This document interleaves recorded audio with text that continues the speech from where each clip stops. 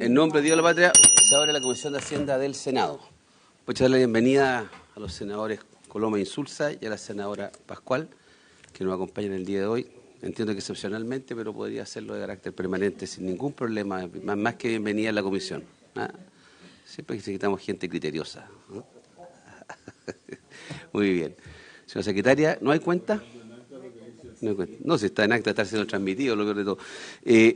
Bueno, hoy día vamos a seguir con la tramitación del proyecto de ley que adopta medidas para combatir el llamado sobreendeudamiento, el boletín 16.408-05. Para estos efectos, la dinámica de hoy es, vamos a tener presentaciones, ya, vía Zoom.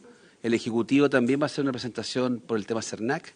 Y muy importante, yo entiendo que el Ejecutivo va a abordar lo que han sido, buenos días, Pepe, va a abordar lo que han sido los comentarios que se han hecho en este proyecto, que ha recibido muchos comentarios y muchos. En resumen, es tener estas audiencias. Vamos a comenzar con ADECUS, la Corporación Nacional de Consumidores y Usuarios de Chile, con su exdirector asesor, el señor Álvaro Gallego. Y a continuación vamos a escuchar al presidente de la Organización de Consumidores y Usuarios, ODECU, el señor Estefan Larenas. No sé si los secretarios están conectados con ADECUS. ¿Usted le habló del tema de los tiempos para la presentación, etcétera? Ya, perfecto. Entre 7 y 10 minutos máximo. Perfecto. Bien, me voy a poner los anteojos para ver. Hola, Pepe.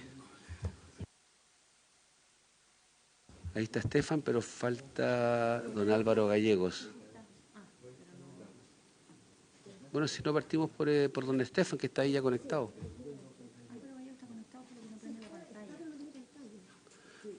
Y tampoco dice hola. No, yo digo hola. No, si está muy atento ahí. Entonces, mire, vamos a hacer lo siguiente. Le voy a dar la palabra a ODECU, a través de su presidente, señor Estefan Larenas, y a continuación escuchamos a Álvaro Gallego de CONADECUS. ¿Les parece? Así que, don Estefan, le dejo sus 7-10 minutos, por favor. Muchas gracias, señor presidente. Buenos días a todos los senadores y senadoras. Y gracias por esta invitación. Yo voy a ser bastante breve en relación con lo que se está discutiendo en este minuto. Me gustaría solamente tomar dos puntos que son muy importantes. Dicho sea de paso, ayer envié una minuta que la tienen ustedes. Uno, relación con el sobreendeudamiento, y el otro, relación con el cambio o la evaluación de la ley de fraude. En relación al sobreendeudamiento, creemos que es muy importante seguir avanzando más allá un poco de lo propuesto en el proyecto. Y esto se relaciona, por ejemplo, con una regulación que se denomina en otros países como España promoción de un crédito responsable. Es el deber del proveedor de asesorar al consumidor en cuanto a su espacio que tiene para la deuda. En este sentido, también sería, señor presidente, por su intermedio, nuestra propuesta de entregar a la Comisión de Mercado Financiero esta regulación de deberes informacionales que ayudarían a ser pro competencia y pro transparencia. Me refiero por ejemplo, a establecer el deber de informar el costo final del crédito y plazo de extinción de la deuda. Es decir, cuál es el porcentaje mínimo del capital de manera que esta no sea una deuda vitalicia. El pago mínimo suele ser lo que las personas pagan, no teniendo claro que solamente están pagando los intereses. Entonces, la Comisión de Mercado podría fijar perfectamente un tema relacionado con la exigencia de que el porcentaje mínimo del capital no sea una deuda vitalicia como la que conocemos. En el segundo punto que me gustaría referirme en estos minutos es a lo que ha sido el debate público y los problemas que mismo ha planteado la Asociación de Bancos en relación con el la ley de fraude que se ha prestado justamente para muchos autofraudes. Entonces, el punto aquí que es importante resaltar es que es evidente que como una organización de consumidores jamás va a estar promoviendo y haciendo caso omiso de los hechos que han sido demostrados por la banca y particularmente por el Banco Estado en relación con los autofraudes. Sin embargo, aquí es importante, señor presidente, por su intermedio, tener en cuenta que primero no podemos volver atrás, foja cero. Aquí tengo entendido también que por lo menos en el proyecto está claro que no va a existir la obligatoriedad de un seguro para uno tener luego el regreso, el retorno del bien defraudado, de la plata mala vida. Simplemente eso me parece que es un buen punto de partida para la discusión, no volver atrás. Sin embargo, es importante que cuáles son los estándares que se fijarán para las querellas eventuales que puedan venir de los bancos hacia las personas que pueden pagar justo por pecadores. Es decir, aquí nosotros también podríamos tomar medidas de seguridad contra los fraudes e indicar a la Comisión de Mercado Financiero el mandato de incluir medidas de seguridad y cuidado, porque básicamente está relacionado con cómo el estándar que se fije para las querellas que el banco puede llegar a hacerle al consumidor no sean un desincentivo, porque en definitiva, justo por pecadores pueden pagar. Es decir, hoy día nosotros vemos que hay fraude bancario, que hay clonaciones, etcétera.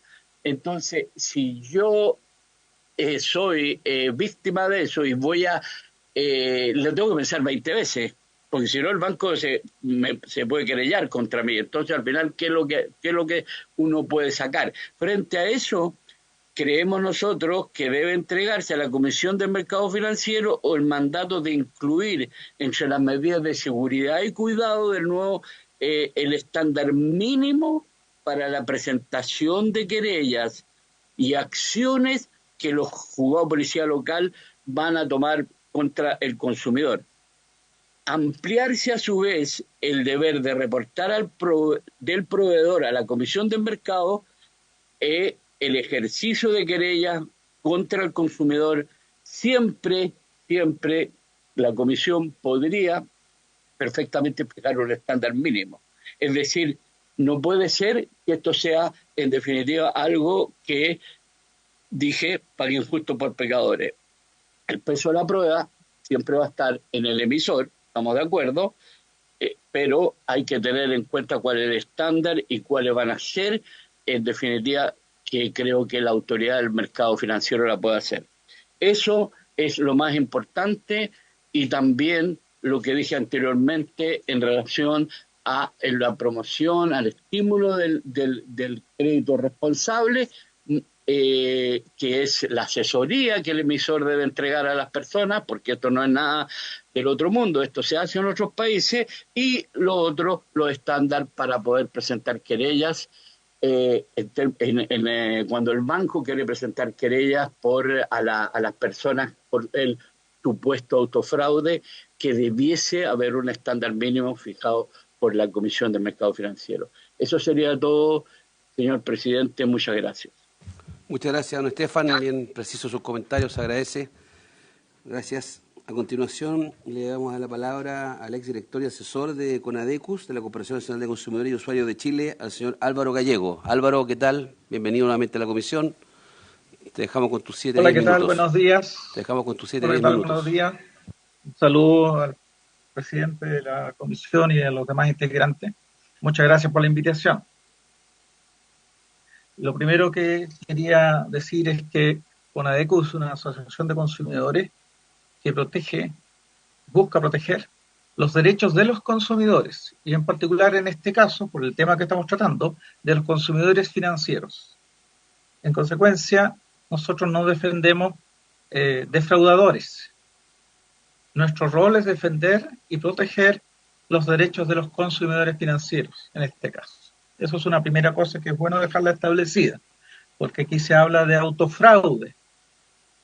Y yo quisiera transmitir la inconveniencia de esa expresión, porque si existe autofraude, quiere decir que entre los clientes de los bancos, que son seleccionados por los bancos, existen defraudadores. Y entonces hay que recordar que en general los oferentes financieros, en particular los bancos, tienen una obligación. Y esa obligación se llama conozca a su cliente, que se conoce en la jerga financiera como KYC, KYC, Knowing Your Customer. Esa es una obligación de los bancos. Es una obligación de acuerdo con los criterios de Basilea, por lo demás. Entonces, si en los bancos se selecciona mal la cartera de clientes y ocurre que tienen entonces supuestos clientes que en realidad son defraudadores, bueno, esa es una responsabilidad de los bancos. Y no nos parece que sea útil ni conveniente utilizar la expresión autofraude porque esas personas obviamente son defraudadores. No son los consumidores financieros que las asociaciones de consumidores quieren defender. Y son un problema de la mala selección, que proviene de la mala selección de carteras de los bancos, que a veces se entusiasman y por tener cada vez más clientes, no observan todas las exigencias necesarias para tener una cartera sana. Eso es un primer punto. Y el otro punto que es necesario señalar es que, de acuerdo con todas las reglas que aplican a los servicios financieros, son los oferentes de los productos financieros quienes tienen la obligación de entregarlos a sus consumidores o clientes con los niveles de seguridad apropiados. Esa es responsabilidad de los bancos. No es responsabilidad de un consumidor financiero entender las debilidades de seguridad que pudiese tener un determinado producto. Como en este caso estamos hablando en general de las famosas tarjetas como medios de pago, ¿verdad? Ya sea tarjetas de crédito, tarjetas de débito o incluso tarjetas de prepago. Esa es una obligación del oferente, no es una obligación del consumidor velar por las condiciones de seguridad de los productos. El consumidor simplemente lo toma y lo usa. Es el oferente el que tiene que cuidar que esos productos tengan los estándares de seguridad, cumplan con los estándares de seguridad que exige no solamente las regulaciones, sino también la práctica de mercado. Después tenemos que decir que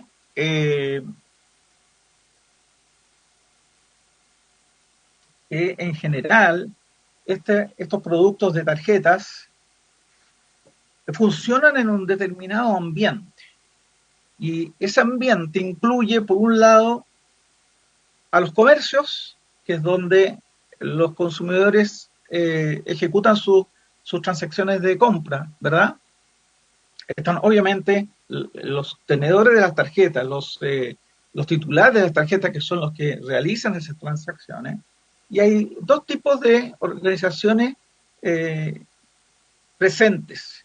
Una es el emisor o emisores de las tarjetas, que son fundamentalmente los bancos. Ahora también hay otras entidades a las cuales la regulación les ha permitido emitir este tipo de tarjetas, que son los que, como dije hace un momento, son los que tienen la responsabilidad de las condiciones de seguridad de esos instrumentos. También existe otra función, que es la función de adquirencia, que hasta hace poco tiempo atrás estaba circunscrita al monopolio de Transbank. y que hoy día, afortunadamente, esa función está entregada a una condición de competencia y por lo tanto ahora hay más adquirentes en el mercado, lo cual hace que este mercado sea más eficiente. Y saludamos aquello porque fue nuestra posición que expusimos hace un par de años atrás cuando se discutió esta ley y también hablamos de el problema de estos sistemas o esquemas de 4 partes, el que hoy día rige, y en aquella época solo había uno de 3 partes porque el adquirente estaba subsumido en el monopolio de Transbank con las con los consecuentes perjuicios para la competencia en el mercado. Y aprovecho entonces de celebrar y saludar que finalmente ese esquema antiguo hoy día esté superado. Y también recordar que fue superado en realidad por la iniciativa de algunos bancos, más que por la autoridad. Todos recordamos cuando un banco en particular se salió de Transbank, quiso vender su participación porque dijo me voy al sistema de 4 partes, que por lo demás es el sistema que domina en todos los mercados competitivos. Si lo nuestro es una cosa bastante singular, tener ese monopolio en la adquirencia. Bueno, habiendo dicho esto, hay que agregar que hay otros entes que están en este marco del esquema de tarjetas y que son precisamente las empresas de tarjetas o tarjeteras, léase las marcas Visa, Mastercard y también hay otras. Ahora bien, esas empresas tarjeteras también toman sus resguardos respecto de su producto, porque cualquier imagen de que una tarjeta de una determinada marca es una tarjeta que está siendo utilizada por defraudadores, bueno, es un problema de riesgo reputacional para la marca. Y por eso las tarjeteras hacen un importante esfuerzo por otorgar condiciones de seguridad para el uso de las tarjetas. Es decir, aquí los oferentes, en particular los bancos, entonces los emisores que están en este mercado, no solo tienen la propia obligación de otorgar las garantías de seguridad a su producto, sino que además tienen la ventaja de que están de alguna manera apoyados en esa gestión de seguridad por las empresas tarjeteras, que por lo demás no le entregan la facultad de emitir tarjetas a cualquier banco. Le entregan esa facultad a bancos a los cuales estas empresas tarjeteras previamente les han hecho un due diligence, una diligencia debida respecto a sus condiciones de seguridad y su capacidad de mantener esas condiciones en el tiempo para evitar que existan fraudes con estas tarjetas. Y tal es el caso que las empresas de tarjetas tienen una variedad de algoritmos de seguridad. Hasta donde yo recuerdo son 17 diferentes algoritmos que permiten discriminar las transacciones en tiempo real para detectar si alguna transacción que se está analizando en ese momento tiene o no tiene las características de un fraude. Y es por eso que probablemente, y por su intermedio, presidente, los parlamentarios aquí presentes habrán tenido alguna vez la experiencia de haber abierto esa pestaña que se llama, en su producto de tarjeta de crédito, por ejemplo, esa pestaña que se llama operaciones no registradas, creo que ese es el nombre preciso, es decir, aquellas que han ocurrido, pero que todavía no están confirmadas. Y muchas veces se van a encontrar ahí que aparecen una serie de transacciones que usted dicen, a ver, esta parece, no es una transacción que yo haya hecho. Bueno, pero si ustedes esperan y luego abren, un tiempo después, las transacciones, efectivamente, el estado de transacciones final, y se dan cuenta que esas transacciones que vieron ustedes que eran extrañas ya no están. Pues ahí, en ese periodo intermedio, es que han operado estos algoritmos. Han detectado esas transacciones fraudulentas y las han finalmente rechazado, y en consecuencia el emisor no se lo está cargando a su cliente a través del estado de cuenta. Esas son las condiciones en las cuales funciona este sistema de pago mediante tarjetas. Entonces, en particular, las tarjeteras le ofrecen, por así decirlo, a sus clientes titulares y en consecuencia, por esa vía, a los oferentes de tarjetas, garantías de no responsabilidad, que ellos le llaman zero, en inglés, zero liability. Eso significa que la tarjetera se hace responsable sobre la base de todos sus algoritmos de seguridad que tiene instalados, se hace responsable de la buena calidad de esas transacciones y de la efectividad de que esas transacciones son genuinas. Entonces, cuando los oferentes locales se quejan porque efectivamente así y todo hay transacciones fraudulentas, bueno, hay que tener claro que esos oferentes tienen de alguna manera una cierta garantía de las tarjeteras, porque ellos firman contratos con ellas y esas tarjeteras, como les decía, ofrecen cero responsabilidad, de manera tal de que no tengan un perjuicio los bancos oferentes, sino que eso son cosas que asume el sistema de tarjeta como tal, ya sea la marca Visa o la marca Mastercard o cualquier otra, ¿verdad? Entonces, cuando estamos... Vamos en 12 minutos, Álvaro, para que vaya cerrando, si puede. Cierro entonces. Gracias, muchas gracias. Perdonen que me haya extendido. Y cierro entonces. De manera tal que cuando le trasladamos la responsabilidad desde el oferente al consumidor, no estamos haciendo algo que se corresponda con la realidad del funcionamiento del mercado. El consumidor hace uso de esos medios de pago sobre la base de un contexto de confianza y de que esos instrumentos son confiables y son seguros. Y no me parece, y a Conadeco en particular, no le parece que se le cargue la mano a los consumidores por esas situaciones de fraude. Los consumidores no son defraudadores, los defraudadores son aquellos clientes mal elegidos, mal seleccionados por la banca, y la banca tiene que cumplir con su obligación de conocer a su cliente, que es una norma internacionalmente aceptada. Muchas gracias. Muchas gracias, Álvaro, representando a Conadecus. A continuación, les aprovecho a saludar al ministro María Marcel, que se incorpora a la reunión, y también al director nacional de CERNAC, don Andrés Herrera, a quien además aprovechemos de darle la palabra. Bienvenido, Andrés. Muchas gracias, presidente. Muy buenos días, senadores, ministro. Voy a proyectar una presentación.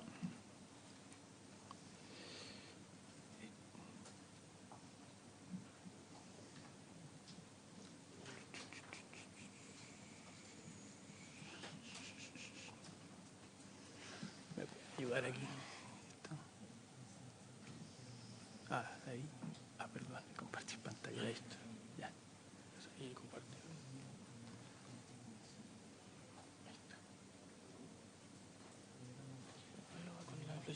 Ya.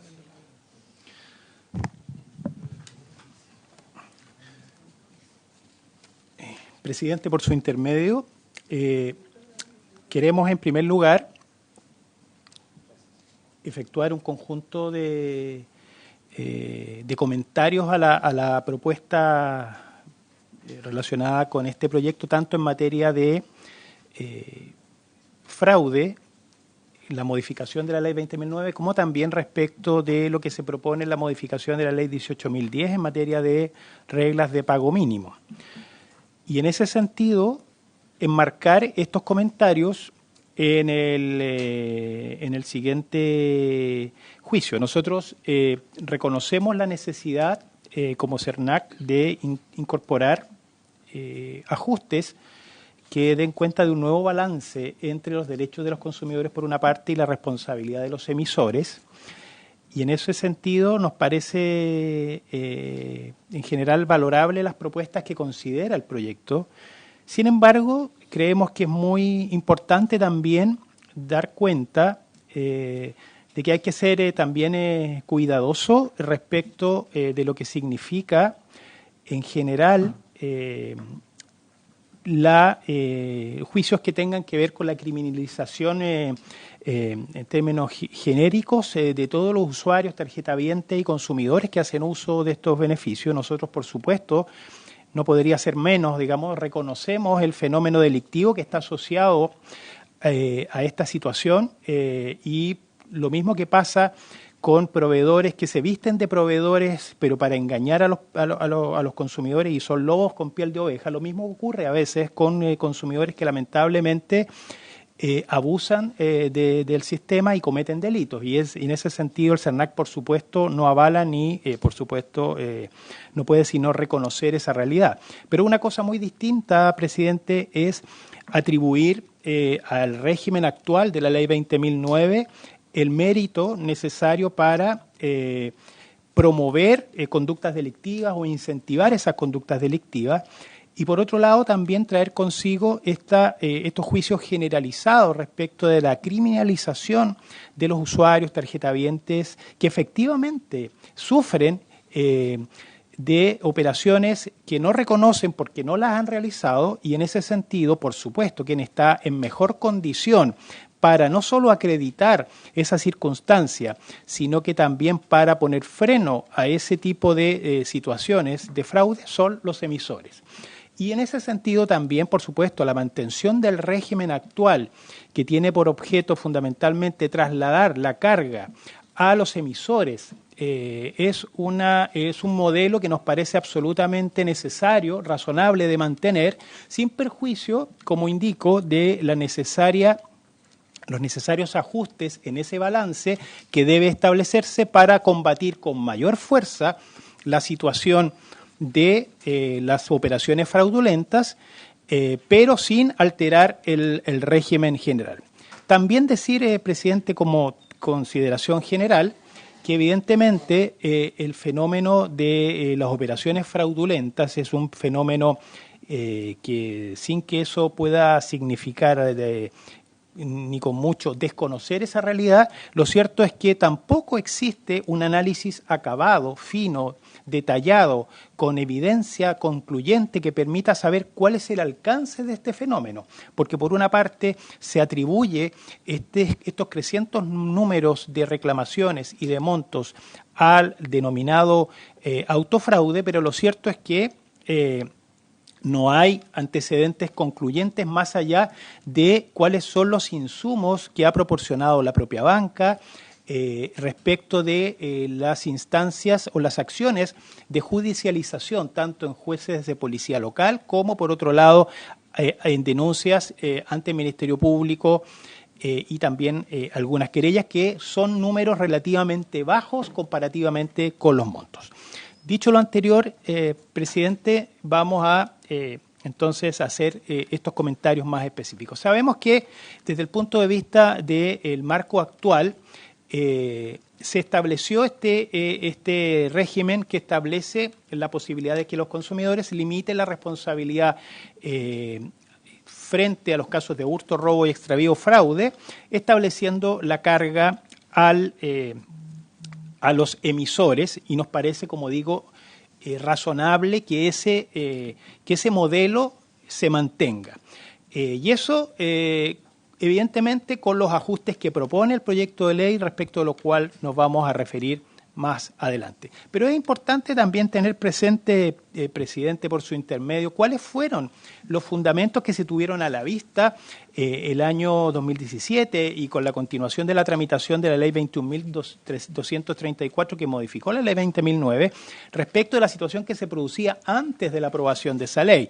Y ahí hay algunas reflexiones que muchos parlamentarios hacían respecto de la necesidad, por ejemplo, de colocarle el cascabel al gato, que se termina un periodo de abuso, que si la persona había sido víctima de un fraude no estaba en condiciones de comprobar que se había cometido un autofraude y que tenía dificultades para que se reintegrara ese dinero, que había una lucha entre David y Goliat, entre un consumidor que se había sido afectado con un banco. Es decir, un conjunto de reflexiones que ponían efectivamente de cargo del emisor la responsabilidad no solo de las medidas de seguridad, de información, de educación hacia los consumidores, considerando que son los propios bancos los que establecen las plataformas a través de las cuales los consumidores realizan operaciones y le entregan los medios de pago respectivos, sino por la gran asimetría de información que opera en este mercado con proveedores hiperprofesionalizados por una parte versus un consumidor medio que tiene un conocimiento relativamente básico de la operación de los sistemas. Entonces, en ese sentido, se establecía antes de la aprobación de la ley 20.234 un conjunto de abusos respecto de los bancos en relación con los estándares que exigían para la acreditación de esas operaciones desconocidas. Por eso, como también se dio, entre paréntesis, en la discusión, el debate en relación con evitar la posibilidad de autofraude, es decir, fue incorporado en la discusión, probablemente a la luz de los antecedentes actuales es necesario, por supuesto, reforzar ese nuevo balance, ese régimen, pero lo que quiero ejemplificar, señor presidente, con esto que es muy importante, la mantención del régimen actual, sin perjuicio de considerar ajustes en lo que tiene que ver con el balance entre los derechos de los consumidores y, por otro lado, la situación creciente de delictividad, de fraudes que se han cometido con ocasión de esta situación. Y aquí, insisto, todo lo que tiene que ver con el establecimiento del modelo actual que busca ser perfeccionado tiene que ver con esta creciente también desigualdad entre los clientes de los bancos, tarjetavientes, que como bien se decía anteriormente son elegidos y seleccionados por los propios bancos para efectos de que puedan el banco, en este caso, estar en mejor posición y condición de poder identificar patrones de fraude, identificar operaciones sospechosas y definir con una investigación interna, probablemente también, como lo vamos a decir, con un mayor tiempo para que pueda hacer de manera adecuada ese ejercicio, pero no trasladar al consumidor la carga de poder acreditar, porque hay que decirlo, más allá de las situaciones de fraude, siguen ocurriendo, y nosotros los reclamos así lo indican, un conjunto de situaciones que tienen que ver con operaciones desconocidas por los consumidores, respecto de los cuales hay mérito suficiente para suponer que son situaciones verídicas que pasan los consumidores. Ahí también hacer presente que también en la modificación que dio origen a la ley 21.234, también el propio Banco Estado ha señalado que se trataba de una medida adecuada y que había que calcular los tiempos de respuesta, cuestión que efectivamente se ha puesto de nuevo sobre la palestra. Lo que quiero sintetizar, presidente, también a propósito de esto, es la idea no solo de fortalecer el modelo actual con los ajustes necesarios, sino que también decir que es ineludible, más allá también de lo que entiendo ha planteado en esta misma comisión, la Comisión para el Mercado Financiero, la Asociación de Bancos, respecto de los estándares de seguridad, profundizar en esa materia respecto de cuáles son los crecientes requerimientos de seguridad que las transacciones electrónicas demandan a los bancos, y en ese sentido es muy importante también poner el foco respecto de que si los bancos son aquellas que ponen a disposición, insisto, las plataformas para que los consumidores realicen las operaciones, les entregan medios de pago, sean los que controlen y supervisen los mecanismos de seguridad necesarios para la identificación de patrones de fraude. Y lo otro es que, de acuerdo a los antecedentes que tenemos, no necesariamente toda la banca y todos los bancos e instituciones financieras tienen el mismo comportamiento respecto de la detección e identificación de patrones de fraude. Si uno, por ejemplo, excluye ciertas instituciones financieras, se mantiene una tendencia más o menos estable, y hay otros casos en que se demandan, sin que ello, por supuesto, signifique también no se puede sino empatizar también con la situación que ha expuesto el Banco Estado respecto de la situación de sus trabajadores. Nosotros compartimos también esa preocupación el tema es que, bueno, ahí está recientemente aprobada y publicada la ley Karim, que también otorga cierto amparo a los trabajadores en ese sentido. Pero yo creo que ese es un tipo de situación y otra es la visión general. Dicho lo anterior, presidente, aquí dar cuenta de los datos que nosotros hemos podido recabar al primer semestre del 2023 conforme a lo que han informado las propias instituciones financieras. No tenemos los datos del segundo semestre del 2023, entiendo que se han presentado también en esta mesa, pero evidentemente que desde el punto de vista del número de reclamaciones, estas han aumentado de manera importante, como también han aumentado los montos totales restituidos. Eso ha crecido y este es un aumento que efectivamente nos parece preocupante, pero nos parece también que este fenómeno es necesario analizarlo más acabadamente para saber cuál es el alcance de los fenómenos delictivos, eventualmente del crimen organizado, y cuáles son aquellas situaciones que eventualmente han ocurrido y que los bancos, fruto de esta situación generalizada, quizás no han respondido con el estándar adecuado.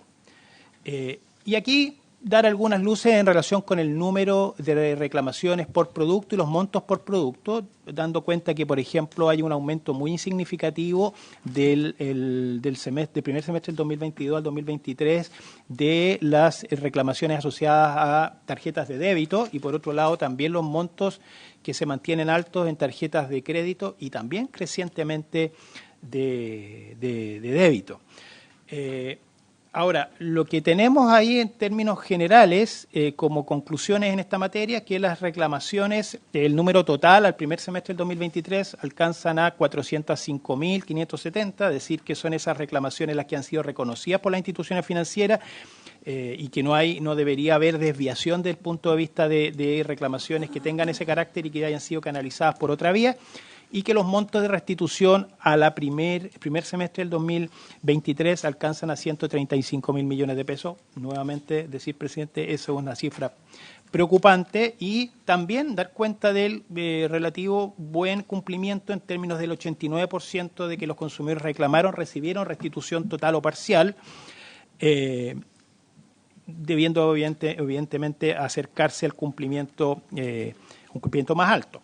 Pero aquí también es un dato que ponemos sobre la mesa, presidente, por su intermedio, respecto de la judicialización que nosotros disponemos, que tiene que ver con que lo que ha reportado la industria al primer semestre del 2023 son alrededor de 4.500 reclamaciones ante juzgados de policía local. Si uno considera, más allá de los montos, que son montos igual importantes, que son 17.000 millones de pesos en esas reclamaciones, el monto de las reclamaciones ante los propios bancos versus las reclamaciones que hacen los bancos ante los juzgados de policía locales es una cifra bastante baja. Entiendo que aquí se han planteado cifras mayores, pero todavía son cifras que requieren quizás un análisis más fino para entender cómo es posible, por una parte, que se hablen de cientos de miles de reclamaciones y, por otro lado, hayan solo 4.549 reclamaciones ante juzgado policial local. Uno podrá entender algunos razonamientos que tengan que ver con los costos-beneficios asociados a esto, pero sería bueno también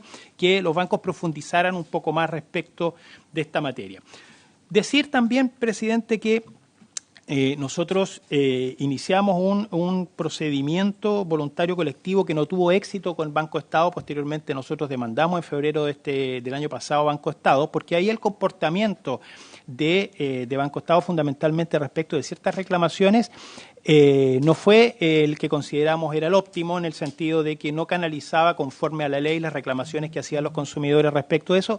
Todo esto más allá de esta discusión que se está teniendo ahora en relación con la naturaleza de esas transacciones, o si correspondían o no a temas de fraude. Pero eso sigue su curso, y ahí uno puede ver en ese gráfico lo que son los reclamos asociados a la banca en general, que es la línea anaranjada, sin considerar a Banco Estado, y los reclamos de Banco Estado, que tienen un comportamiento muy particular, distinto al resto.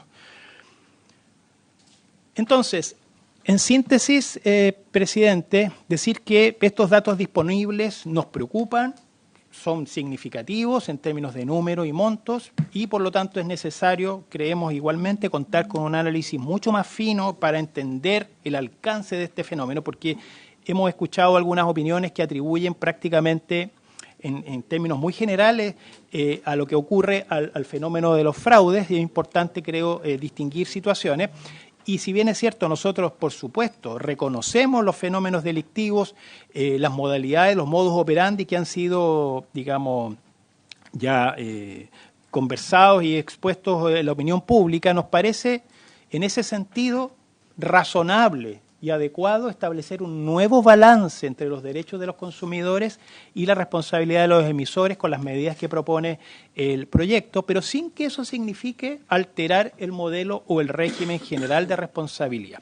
Y por eso entendemos que no es razonable confundir lo que son la incorporación de ajustes para evitar la comisión de delitos que nadie puede amparar, pero con juicios que habría que considerar muy cuidadosamente respecto de una criminalización generalizada de los usuarios tarjetavientes que son víctimas de operaciones no reconocidas, de hurtos, de fraudes, de extravíos de medios de pago, que son de responsabilidad su gestión por parte de los emisores de las instituciones financieras, y los bancos, por supuesto, en esos casos, por supuesto, tienen que seguir ejerciendo su responsabilidad. Y eso no es antojadizo, toda vez que, insisto, en un mercado que se ha ido complejizando, sofisticando, en proveedores hiperprofesionales versus consumidores que en este mercado, como lo hemos analizado nosotros en distintos estudios, tienen innumerables asimetrías de información, es evidente que quien tiene que tener un rol mucho más activo en la detección, identificación de patrones de fraude, adopción de medidas de seguridad, información, educación, son los propios bancos, no son los consumidores. Y por lo tanto, sobre esa base reconocemos estos ajustes que incorpora el proyecto, creemos que son positivas para combatir con más fuerza el fraude, fortalecer también los mecanismos de seguridad y equilibrar y no descuidar la protección de los consumidores, y por eso que compartimos todo lo que tiene que ver con la exigencia de declaración jurada en relación con los avisos que den los consumidores. El aumento de plazo también nos parece razonable, presidente, que se autorice también a los ministerios de Hacienda y Economía para fijar el umbral que actualmente está fijado por ley de 35F.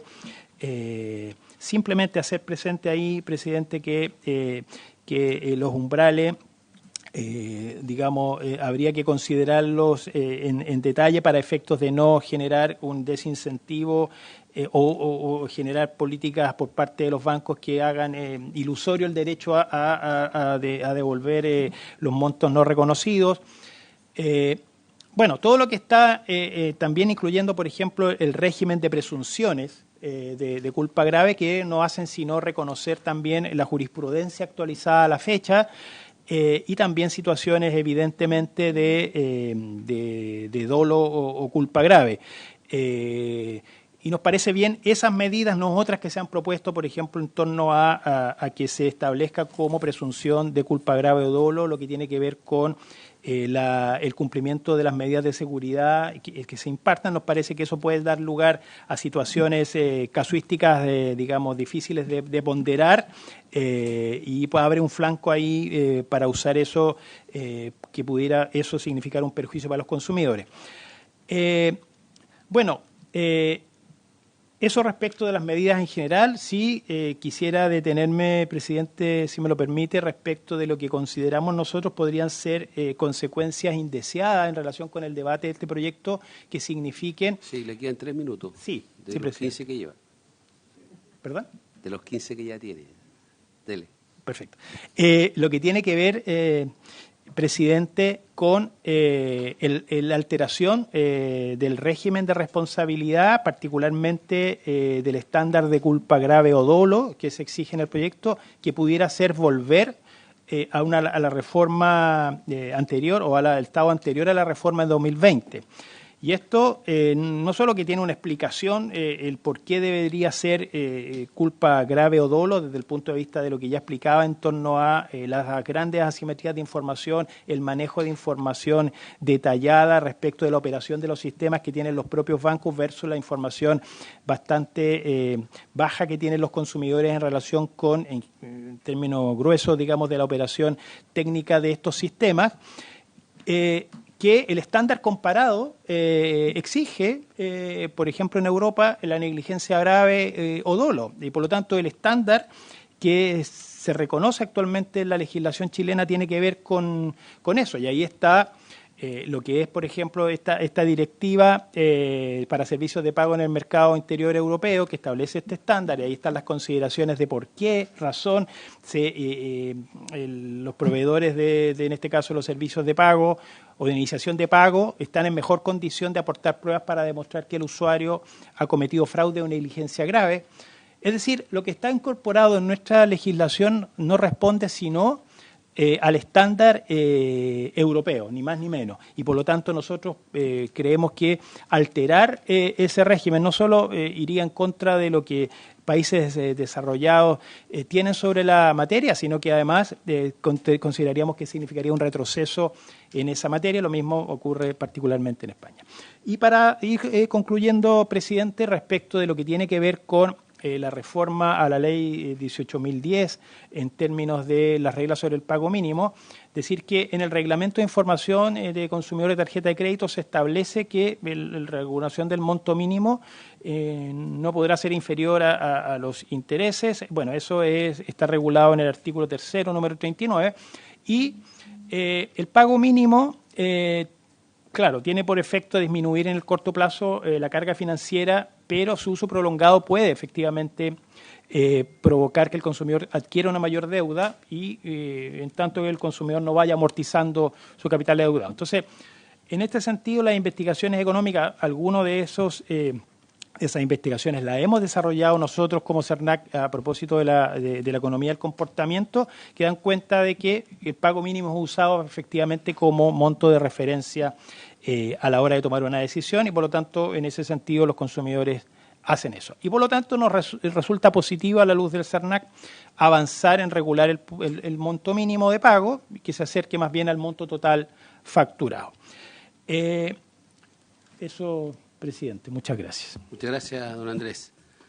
Bien, antes de darle la palabra al ministro de Hacienda o a la subsecretaria, no sé quién va a intervenir, no sé si algún senadora tiene ganas de hacer alguna pregunta o nos quedamos con las presentaciones. Senador García. Muchas gracias, presidente. Saludar al ministro Marcel, a la subsecretaria Heidi Werner, también a su asesora, por supuesto al director del servicio del CERNAC y a los dos representantes de organismos de consumidores que escuchamos al comienzo. A ver, yo estoy un poco, no sé si perdido es la palabra, pero estoy un poco enredado con los números. Porque el 4A de la presentación del director del Servicio Nacional del Consumidor, el 4A y el 4B están referidos al año 2022.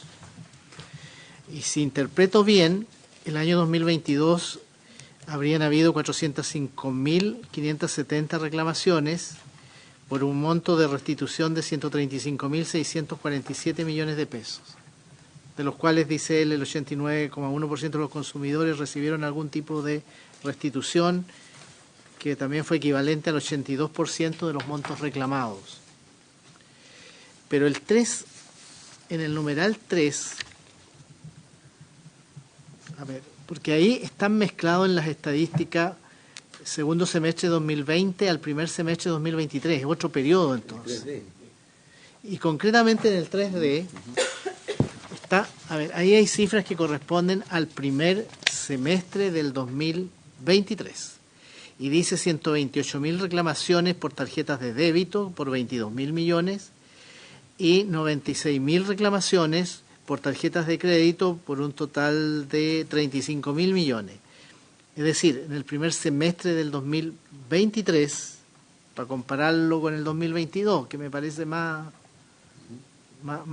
razonable, tendríamos 224.000 reclamaciones por 57.000 millones. Si yo lo proyecto para todo el 2023, que creo que es posible, es probable que digamos las reclamaciones sean más o menos uniformes durante el año, uno podría decir que el 2023 estaríamos del orden de unas 450.000 reclamaciones y por un monto de aproximadamente 120.000 millones de pesos. Yo en realidad le quería preguntar ¿cuándo pudiéramos tener las cifras totales del 2023? Yo sé que 2023 terminó hace 15 días nomás, pero qué bueno sería que pudiéramos tener todas las cifras del 2023 y compararlas con el 2022. Porque lo otro, cuando ya mezclamos 2020, 2021, 2023, periodos distintos, yo creo que la comparación se hace bastante más difícil. Y sí quiero llamar la atención de un dato que nosotros nos preguntábamos muchas veces, ¿cuánto de esto se había traducido en una reclamación judicial?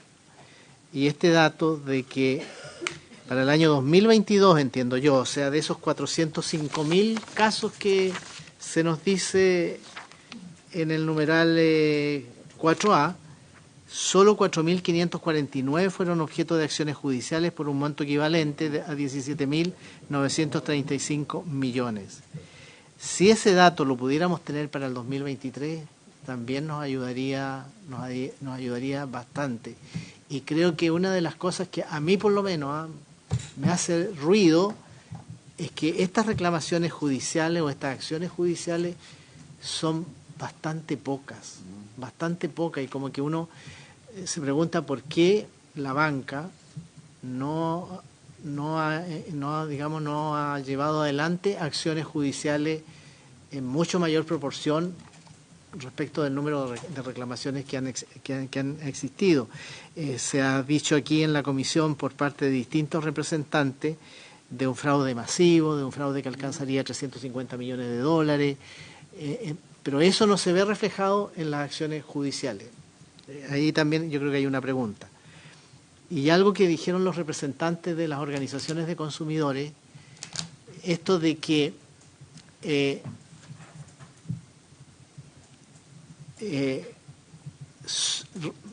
son responsables los bancos, pero ante los bancos los responsables son las entidades emisoras de las tarjetas. Entonces yo creo que sería bien interesante, yo pensaba que pudiéramos invitar a representantes de los emisores de tarjetas, pero quizás la CMF nos puede orientar respecto de eso. ¿Cuál es la responsabilidad de ellos? ¿Cuál es la responsabilidad de los bancos? Porque yo también creo que debemos propender a la seguridad del sistema. Y la seguridad del sistema debiera estar dado por las acciones que tomen los bancos y también por las acciones que tomen los emisores de las respectivas tarjetas. Gracias, presidente. Sí, antes de pasar la palabra al ministro de Hacienda, al secretario, quiero agregar que en las sesiones que tuvimos, hemos tenido varias audiencias, todas apuntan más o menos lo mismo en general. Hoy día hemos tenido una mirada un poco distinta, hay que ser justo en eso, pero sería bueno conocer la experiencia comparada para no nosotros sinceramente tener que redescubrir la rueda nosotros mismos. Tal vez ya está media descubierta la rueda en otras partes. Y se nos sugirió que tal vez en Europa, Andrea hacía referencia al sistema de pagos, ¿ya? Pero parece que hay prácticas también que se utilizan en el tema banco para evitar ese tipo de autofraudes, en donde me parece a mí que el peso de la carga de la prueba está establecido de manera distinta a como viene en este proyecto. Con todo, se nos sugiere también contactar a el responsable de la unidad de criterios de buenas prácticas del Banco de España, que son los que tienen la responsabilidad de calibrar esto, ya normativamente. Entonces, si vamos a tener una nueva sesión en la cual podamos, y así sea la discusión en particular, más adelante, ya contar con esa audiencia, creo, como lo sugiere Pepe, y este tema sería bien importante. Senador Coloma, no sé si José Miguel me pide la palabra. Muy brevemente, presidente, quiero agradecerle. Yo reconozco que está, como el senador García, un poquito extrañado, pero por razones distintas, digamos, porque yo siento que nosotros estamos con un mega problema aquí. Entonces, de lo que le he oído al director y a otra, es como si tuviéramos algo menor, y yo creo que esto es muy mayor. Estamos con un problema en donde se está normalizando una cultura del fraude, y yo creo que eso afecta gravemente la fe pública y está afectando hoy día al sistema bancario, que creo que es un problema para el país. Y lo voy a decir no solo a partir de lo que hemos ido yendo en esta comisión, ¿no? Es de la experiencia personal. Yo estuve en el Maule con la gente del Banco del Estado y estamos ante una situación con los sindicatos, básicamente, que es muy dramático. O sea, el otro día llega, yo quiero transmitirlo de otra manera, por eso quiero transmitirlo. Están llegando buses, digamos, a las sucursales, donde se bajan 30 personas, cada uno con el mismo reclamo, buses, y después hay una persona que está cobrando un porcentaje posteriormente a la salida, respecto solo de decir que deben ser los mismos que le proveen el capital para haber depositado la cifra que después se saca. Exactamente. Entonces, ¿cómo nosotros, pues el orden de magnitud es lo que me importa? Yo soy muy partidario de defender los derechos de los consumidores y creo que eso es esencial, pero también no hay nada que lesione más el derecho del consumidor cuando se instala que a propósito de los derechos se genera un mecanismo para generar un fraude que afecta, en el caso del Banco del Estado, al erario público, porque eso tendrá efecto en el ministro de Hacienda también, obviamente, por razones obvias, digamos. Entonces, he estado mirando, me mandaron allá unos videos, los mismos sindicatos, de cómo le están agrediendo a los funcionarios de los bancos, agrediéndolos, por una razón muy simple, porque a propósito de lo que dijo alguno, porque hay 4.000 personas solo del Banco del Estado que le han cerrado la cuenta por haber hecho 3 fraudes o sea, 3 reclamos. O sea, el primer reclamo le pagan los 35, la cantidad, abre la cuenta de nuevo, lo vuelven a hacer y hay 4.000 casos de 3 personas. Entonces, a mí me importa el tema de la normalización de las cosas que no funcionan, digamos.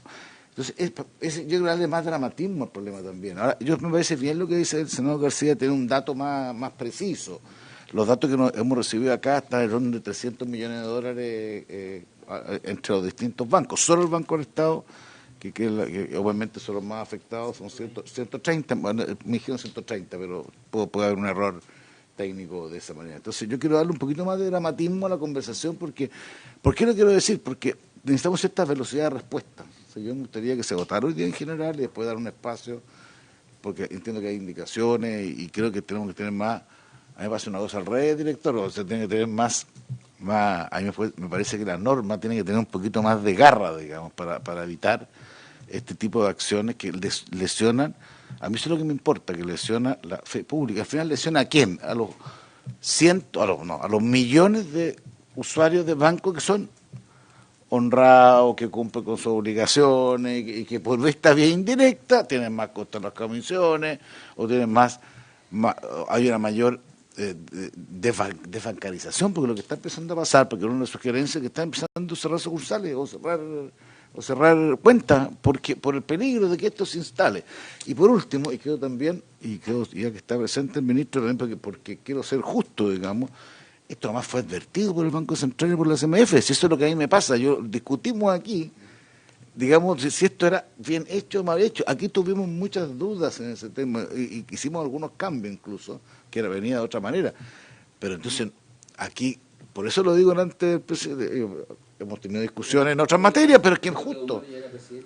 Era presidente del Banco Central, pues se me acuerdo, se decía, cuidado con el 35F, cuidado con la forma de que no se acredite nada, porque puede pasar esto. Yo creo que ni siquiera se imaginó el nivel que iba a tener o la velocidad de respuesta, pero yo por eso quiero darle un poquito más de dramatismo a la conversación, porque habiendo estado con los sindicatos, habiendo estado con las personas de los bancos, me doy cuenta que esto está generando un temor también de que lleguen agresivamente a decirles, oiga, deme mi plata, digamos, personas que por tres veces han reclamado lo mismo, digamos, y cuando tienen película, porque hoy día como hay mucha cámara, digamos, que mismo sacan los recursos, digamos, y los cuales niegan. Entonces, la forma de cuidar la fe pública es tener una velocidad de respuesta frente a esto, que lamentablemente, pues yo comparto con usted que había que cambiar la norma, porque tampoco uno podía mantener una especie de drama para un ciudadano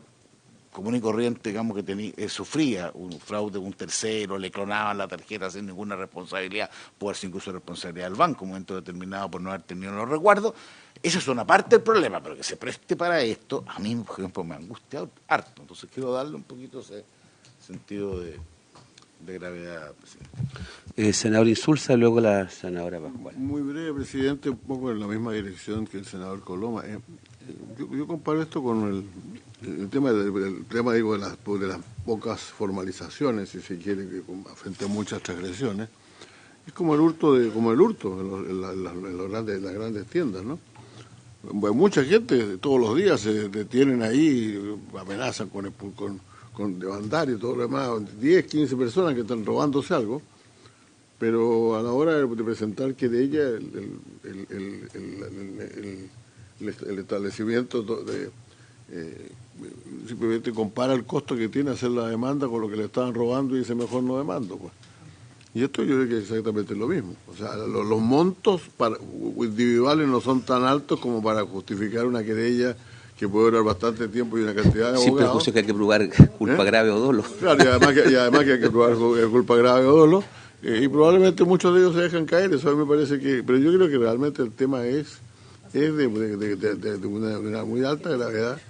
Y el hecho de que no existan tantas demandas es un tema, sí, es un dato que hay que perfeccionarlo, pero no debería ser lo que más nos condiciona en este caso.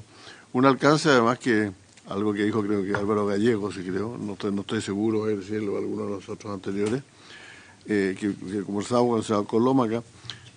Bueno, cuando hay cuentas RUT ya no hay selección de clientes.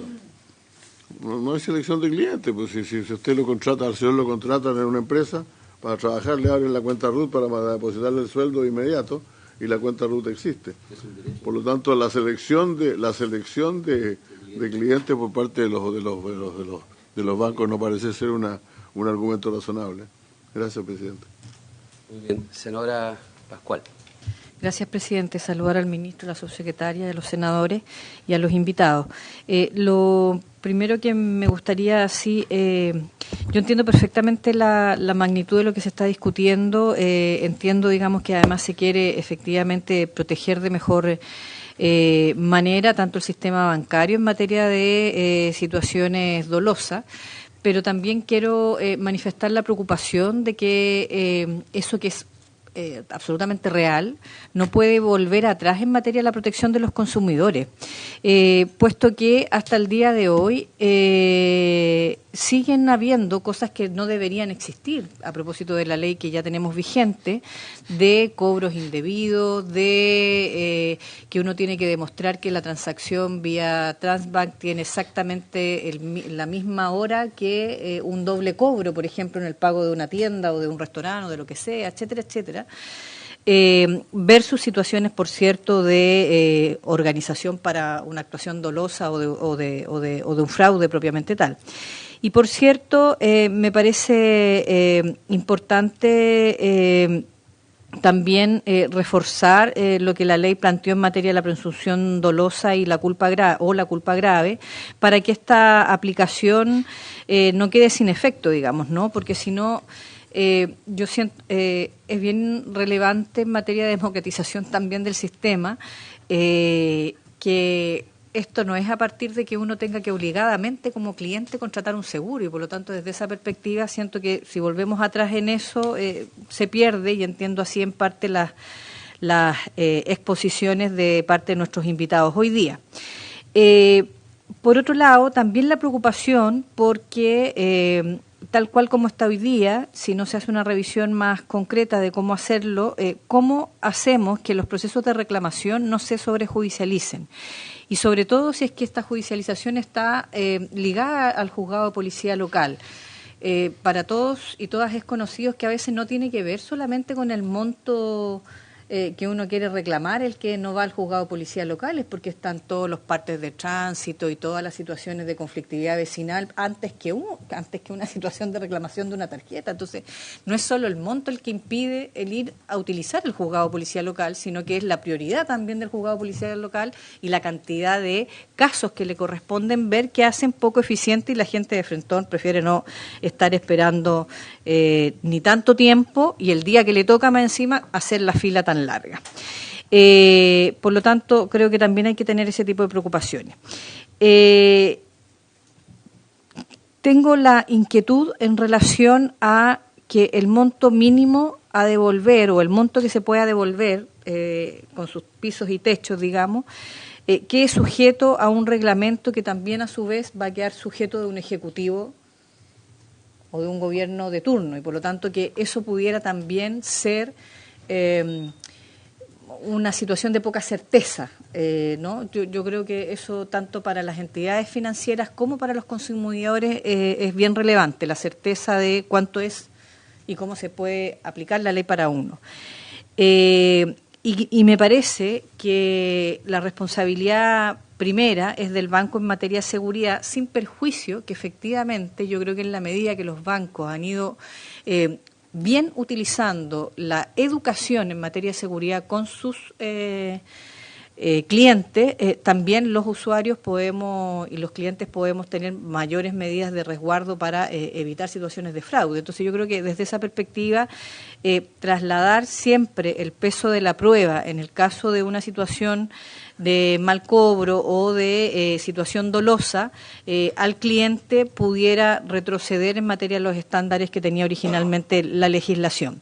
Y finalmente solo quiero plantear, yo no escuché, entiendo, me decía el senador Coloma que la semana pasada estuvo el Banco del Estado, pero si acaso las situaciones de mayor frecuencia en el Banco del Estado de estas situaciones y de reclamaciones también son producto de una proporcionalidad que tiene la cartera más grande, a propósito de la cuenta RUT, por ejemplo, ¿no? Y que es un derecho, o efectivamente hay temas también ahí de estándares más bajos de seguridad, etcétera, digamos. Yo creo que ese es uno de los temas. Pero yo quiero desde esa perspectiva, o sea, cómo mejoramos los estándares de seguridad de las instituciones bancarias, incluido el Banco del Estado, por cierto, que le dé seguridad no solo a sus trabajadores y trabajadoras, sino que también a sus clientes, pero también defender el espacio de democratización que implicó la cuenta RUT. O sea, la cantidad de bancos que no le dan a la gente cuentas bancarias, cuentas corrientes, porque no están, comillas, bancarizados,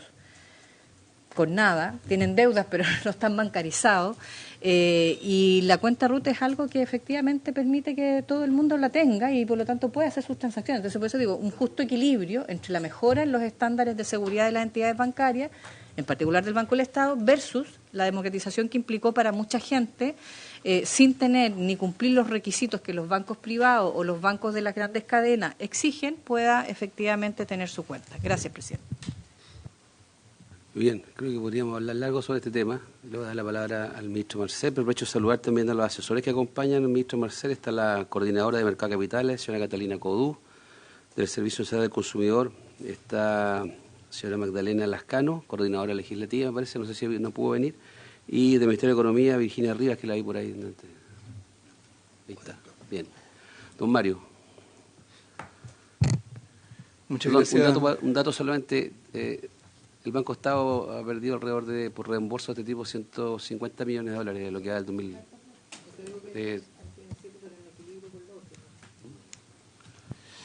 Gracias, presidente. Tenemos una presentación, no sé si está cargada. Si no lo estuviera, igual podemos ir viendo los temas porque es una presentación que recorre los comentarios que se han hecho sobre los distintos componentes de este proyecto. Porque si bien hoy día se ha discutido solo sobre el tema de fraude con tarjeta, como sabemos, ¿cierto?, el proyecto incluye varias otras cosas más. Incluye en primer lugar modificaciones al FOGAES Vivienda y FOGAES Construcción, extendiendo los plazos y modificando algunos de los requisitos. En el caso de FOGAES Construcción, uno de los temas que se había planteado era la posibilidad de que hubiera una excepción al tope de 100.000 UF de ventas anuales para los casos de empresas que actúan como mandantes públicos. En realidad, en este punto, efectivamente, esto ya está contemplado en el proyecto, así que es un tema que por lo menos ya está resuelto en el texto. Ahí ya lo tenemos, entonces, ok. Luego, respecto del segundo componente del proyecto, que es el programa de garantías para refinanciamiento de personas sobreendeudadas, los comentarios que se han hecho han ido por la vía de si podría ampliarse la cobertura, flexibilizando requerimiento de mora, que está en estos momentos, ¿cierto?, con un tope de 90 días. La verdad es que el plazo de 90 días es bien importante, porque a partir de los 90 días de mora es cuando los bancos comienzan a castigar los créditos. Y por lo tanto, ¿cierto?, una garantía del Estado para un refinanciamiento, en ese caso implicaría en la práctica una especie de subsidio al banco, porque, ¿cierto?, con las moras más altas, ¿cierto?, los bancos van castigando los créditos, los van reconociendo como pérdida y por lo tanto cualquier modificación que revierta esa situación, obviamente es de beneficio de los bancos. Entonces, por eso es que se estableció el límite de 90 días y nosotros seríamos partidarios de mantenerlo. Sobre la regulación del pago mínimo de tarjetas de crédito, básicamente los comentarios que han habido tienen que ver con las facultades del CERNAC versus las facultades de la CMF. La lógica con la que está estructurado este proyecto es que las facultades del CERNAC tienen que ver fundamentalmente con la información de los consumidores. En el caso de la CMF es la responsable de la regulación financiera en general y por lo tanto cuando se le otorga la facultad para regular la manera en que se indica a las personas los requerimientos de pago mínimo de una tarjeta, nos parece que cabe dentro de esa facultad y se complementa con aquellas que son las de propiamente del CERNAC. Y luego pasando al tema de la ley de fraudes, el senador Coloma hacía justamente referencia a que no es la primera vez que nos toca discutir esto, porque a mí me tocó venir cuando era presidente del Banco Central y se estaba discutiendo el proyecto de ley. Y efectivamente en esa oportunidad advertimos respecto de los riesgos que podía involucrar, sugerimos algunas alternativas, finalmente, ¿cierto?, el gobierno de la época llegó a una serie de acuerdos con los parlamentarios y resultó el proyecto o la ley que actualmente conocemos. El proyecto del Ejecutivo no revierte la situación a la previa a esa legislación, o sea, no revierte el peso de la prueba, ¿cierto? No, así que yo quisiera despejar ese tema de una vez, porque no está en las propuestas del Ejecutivo. Puede ser que haya habido actores que hayan concurrido, ¿cierto?, a las audiencias, que hayan planteado otras cosas, pero esas no son las propuestas del Ejecutivo. El Ejecutivo se sitúa dentro de una legislación que buscó reequilibrar la situación entre clientes y bancos en relación a quien asumía el costo de los fraudes con tarjeta. En aquel entonces nosotros consideramos que era adecuado generar ese mayor equilibrio. Eso se expresó en el tema de la carga de la prueba, pero al mismo tiempo también fue acompañado de una serie de otras normas que hoy día, desgraciadamente, estamos viendo que están teniendo un efecto contraproducente. Y en ese sentido, por supuesto que nos importa que hayan aumentado exponencialmente los casos de reclamaciones, pero sobre todo nos preocupan dos cosas adicionales a esto. Primero, que esta legislación, desgraciadamente, se está transformando en una escuela de fraude para decenas de miles de chilenos y chilenas. Decenas de miles de chilenos y chilenas están aprendiendo de sus vecinos, de sus familiares, cómo concurrir a una sucursal bancaria, mentir, desconociendo una operación, para luego, ¿cierto?, obtener el reembolso de 400.000 pesos. Y cuando hablamos de educación, desgraciadamente, ¿cierto?, estoy seguro que entre la educación que puede hacer un banco, una institución financiera, y otra que lleva como premio 400.000 pesos por operación, no me cabe duda qué educación va a ser más eficaz. Y lo que hoy día es, ¿cierto?, aprender a articular un fraude frente a una institución financiera, el día de mañana será un fraude para evadir impuestos, un fraude para una serie de otras materias. Entonces, muchas veces manifestamos preocupación, por ejemplo, por cosas aún más leves, la evasión en el Transantiago, pero esto tiene otros órdenes de magnitud. e involucran una acción consciente de declarar, de desconocer una operación que hizo una persona financiera, que hizo una persona. Requiere a veces proveerse de capital para poder depositarlo en una cuenta, para después ir a sacarlo. Claro. No solamente los que tienen recursos, que no tampoco son muchos. Así es. Y por supuesto que lo otro que me preocupa es el costo fiscal que esto tiene. Los 150 millones de dólares, ¿cierto? En los últimos meses hemos discutido mucho sobre cómo aumentar la eficiencia del sector público, ¿cierto? Qué es lo que se puede hacer en materia de reasignaciones de recursos, de reducir fuentes de ineficiencia. Yo creo que en ninguna de ellas uno podría haber identificado directamente, ¿cierto?, algo que cuesta 150 millones de dólares al fisco anuales. Entonces, digamos, uno puede entender que siempre uno quiera tener más conocimiento de las cosas, pero tiene que ser capaz, digamos, parte de la legislación, del trabajo del legislador, en este caso, ¿cierto?, el Ejecutivo al momento de proponer los proyectos de ley, es adelantarse a que las cosas puedan ser aún peores. Y no podemos estar esperando a que la situación sea considerablemente peor para actuar, sobre todo si las medidas que están aquí contempladas, hasta donde entiendo, nadie las está cuestionando. O sea que lo que se está planteando, ¿cierto?, es aumentar el plazo, lo decía el director, le parecía razonable. Lo que se está planteando, ¿cierto?, es la posibilidad de ajustar el monto, el umbral dentro, por debajo del cual, ¿cierto?, se aplica el reembolso inmediato, y la tipificación de situaciones que son indicios de autofraude, cosas tan evidentes como traspasos entre cuentas de una misma persona. Entonces, si no tenemos diferencias en torno a eso, en torno a esas medidas, entonces creo que no veo dónde estaría la necesidad de postergar o extender, ¿cierto?, la discusión. Hay algunos de los temas que se han planteado acá que yo creo que las respuestas son más o menos evidentes. Las cifras de judicialización son bajas porque los costos son altos y porque igual se obliga a reembolsar a todo evento las 35 UF.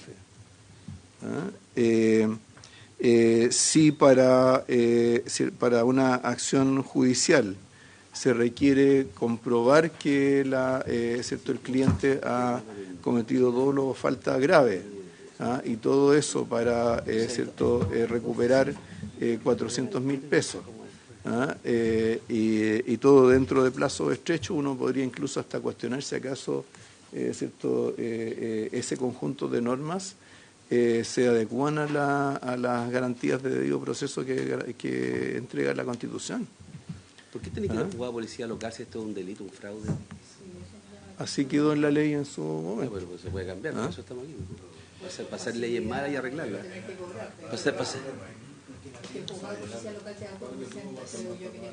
Por eso puede ser.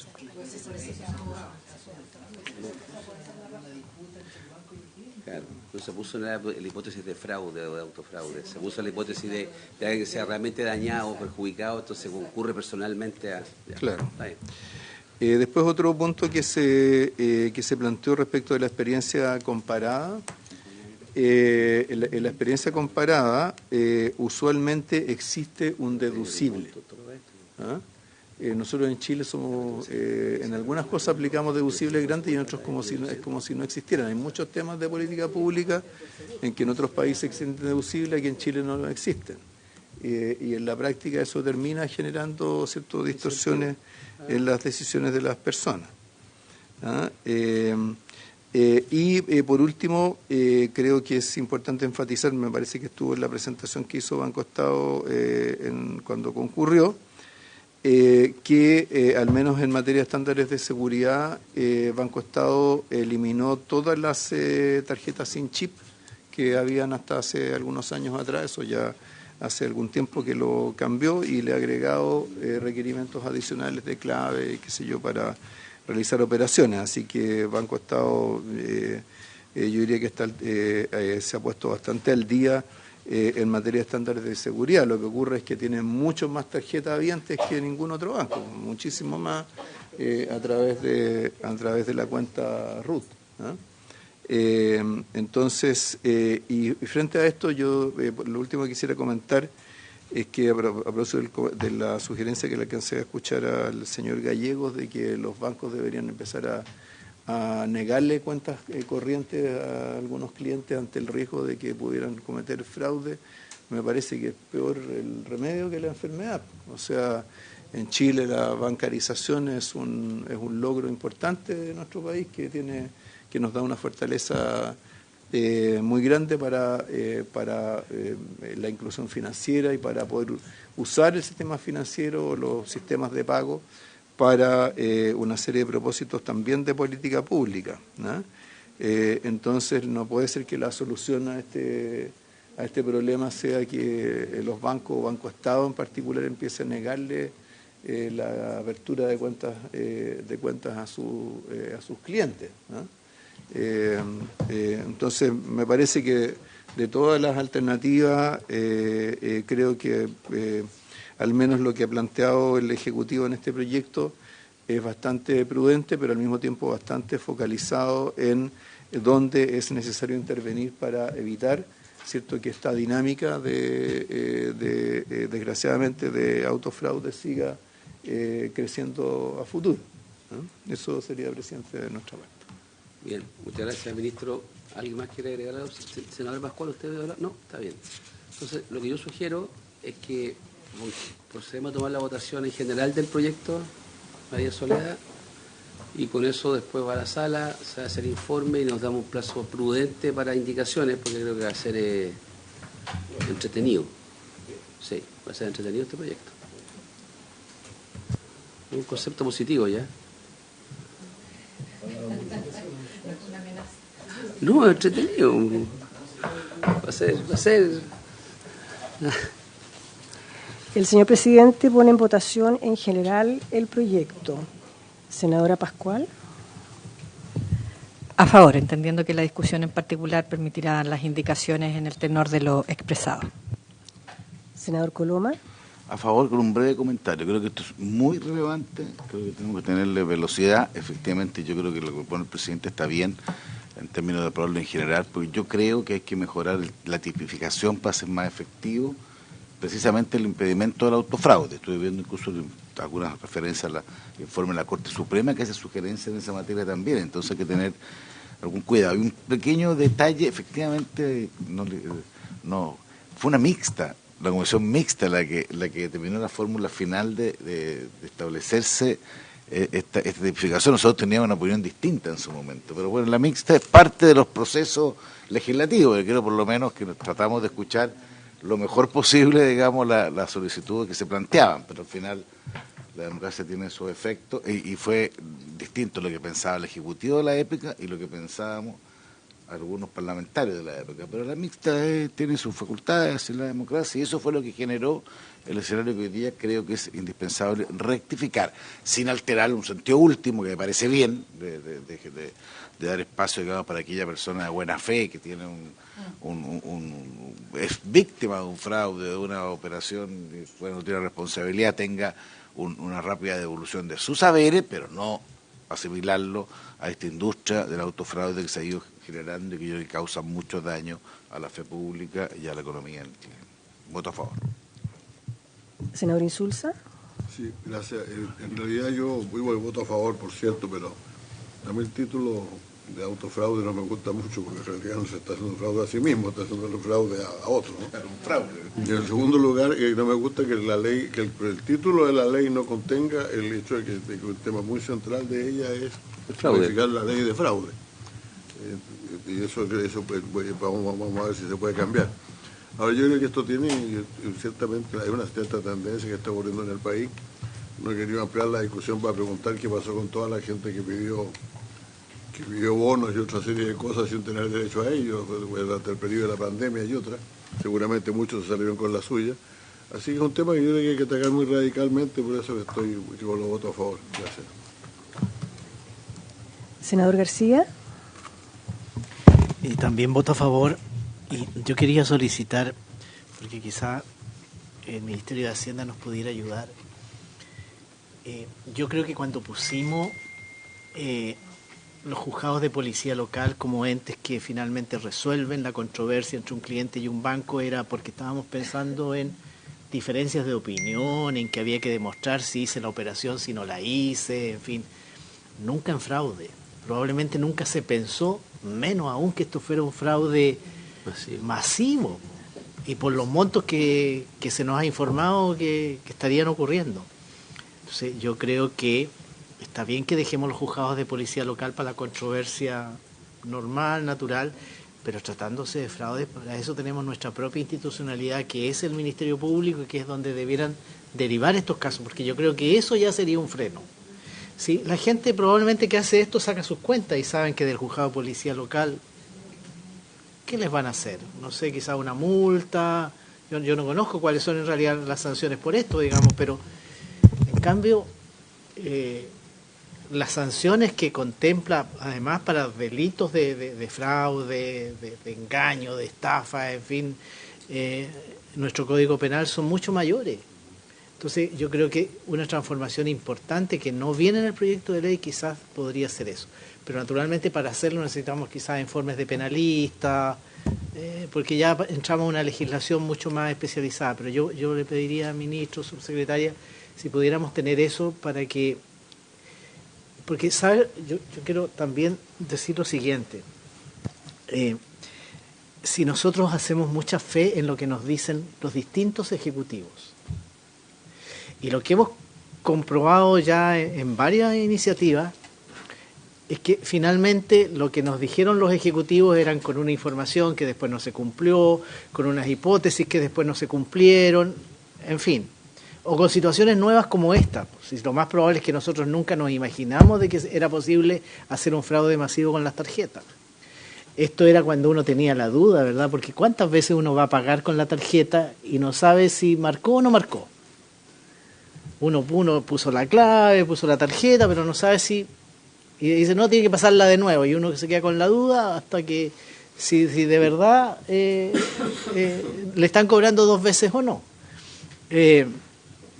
Yo creo que esas eran como las situaciones en las que uno estaba pensando. Y por eso que también fue una legislación tan protectora del cliente, tan protectora del... No sé si decir cuentaviente, pero es del tarjetaviente, ¿no? Lo menos fue, el tarjetaviente fue el concepto que puso el ministro. Tarjetaviente. Tarjetaviente. Claro, y yo creo que los equilibrios tenemos que mantenerlos, pero naturalmente hacernos cargo de la situación que se está viviendo, de la situación que se ha creado, es nuestra obligación, y por lo tanto toda nuestra voluntad, todo nuestro ánimo, toda nuestra disposición de colaborar y con sentido de urgencia. Pero naturalmente también protegiendo al tarjetaviente que de manera honrada, de manera correcta, actúa todos los días y que probablemente pueda haber enfrentado un problema, una dificultad, y que no quisiéramos que esa persona no tenga cómo defenderse. Voto a favor. Gracias, presidente. Presidente.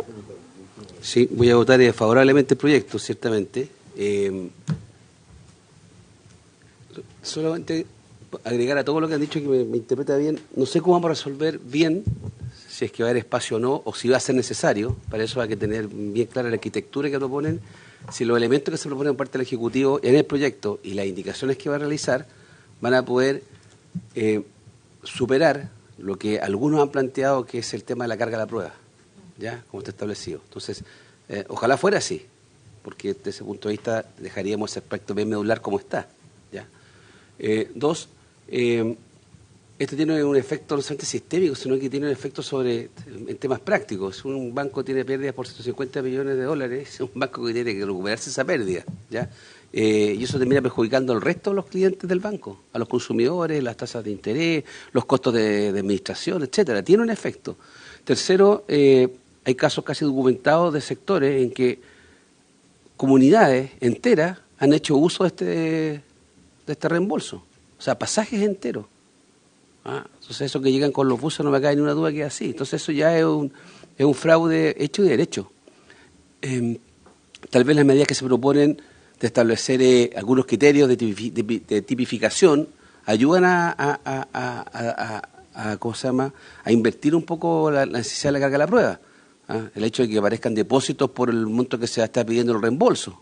O sea, que hay préstamos que se hacen para estos efectos. Eso ya es sintomático. O sea, deposito el lunes y el martes en la tarde voy a pedir la plata. O sea, es que, ya, bueno, entonces todo eso yo creo que tiene que quedar recogido en este proyecto. Y quisiera así que en la discusión en particular tuviéramos la posibilidad de escuchar un par de opiniones más. CMF creo que fue una que se le añadió el senador García, y yo voy a insistir con el tema de las buenas prácticas del Banco de España, de la medida que les interese, escuchar cómo lo hacen en una sociedad relativamente, no sé si más sofisticada, es mucho decir, pero que tiene que enfrentar este tema, en donde, bueno, eso. Decretos reales. Eso. Bueno, podemos llegar allá, pero habría que hacer una política más sustantiva en Chile para eso, senadora Pascual. Pero usted se abre a eso, entonces, tener una monarquía. Ya, no, okay. Muy bien. Voto al tiro de la palabra, Mario. Voto favorablemente. Presidente, entonces queda aprobada la idea de legislar y despachado en general el proyecto. Presidente, si me permite preguntarle al Ejecutivo si es factible en el trabajo del debate en particular y, por cierto, también para el ingreso de las indicaciones, algún espacio de trabajo conjunto, una especie de mesa técnica, no sé, como para... Quiero decirlo porque, claro, acá discutimos harto hoy día y yo estoy eventualmente... y por casualidad reemplazando al senador Núñez, pero por ejemplo en relación al FOGAE hay situaciones con las empresas no tan grandes que pudiéramos también evaluar ahí, entonces si pudiera ver, que nos toca a nosotros por vivienda verlo, por eso lo planteo, la pregunta. Bien, ministro, le ofrezco la palabra. Sí, gracias, presidente. Sí, justamente me voy a referir a lo que mencionó la senadora Pascual por su intermedio. O sea, creo que hay dos cosas que deberíamos hacer. Una es tratar de generar un conjunto de datos coherente, ¿cierto?, con la mayor actualización posible, tanto para el número de casos, los montos devueltos, el tema de las acciones judiciales, etcétera. Y por otro lado, creo que para conciliar el tema de la urgencia que planteaba el senador Coloma, con la evaluación de alternativas, como por ejemplo lo que señala el senador García respecto del tema de los juzgados de policía local, creo que lo mejor sería poder tener una instancia de trabajo con los asesores que pudiera a su vez dar origen a un conjunto de indicaciones que pudiéramos presentar ahora para la votación, o sea, para la discusión en particular. Muy bien. Bien, con eso entonces... doy por terminada la sesión, si les parece. Bien. Y quedan libres para poder concurrir a las otras comisiones. Yo parto a 2. Bien. 3.